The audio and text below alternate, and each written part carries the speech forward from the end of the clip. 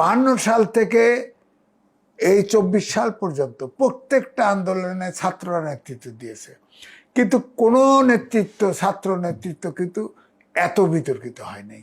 এই ছাত্ররা কোন হেন কাজ নাই তাতে ইনভলভ নাই। চাঁদাবাজির থেকে শুরু করে মব সন্ত্রাস, এইটারে ভাঙো, এটারে গড়ো, এটারে চাকরি খাও, এটারে চাকরি দাও, হাঁসের মাংস খাও, কত কিছু কাহিনী শুনতেছি। এটা কি কোনো ছাত্র, আগের জীবনের কোনো ছাত্র এরকম বিতর্ক ছিল? আসলে পরিবর্তনের যে স্বপ্ন আমরা দেখেছিলাম সেখান থেকে আমরা অনেকটা দূরে। সবচেয়ে বড় কথা হচ্ছে ডক্টর মোহাম্মদ ইউনূস প্রত্যেকটা মিনিস্ট্রিতে একটা ছাত্র বসায় দিছে, প্রত্যেকটা কমিশনে একটা ছাত্র বসায় দিছে, এবং এই ছাত্ররা সব দুর্নীতিগ্রস্ত হয়ে যাচ্ছে।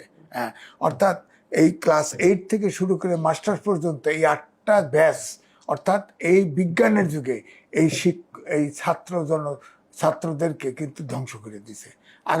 আগামী 10 বছর পরে এটার রেজাল্ট পাবেন।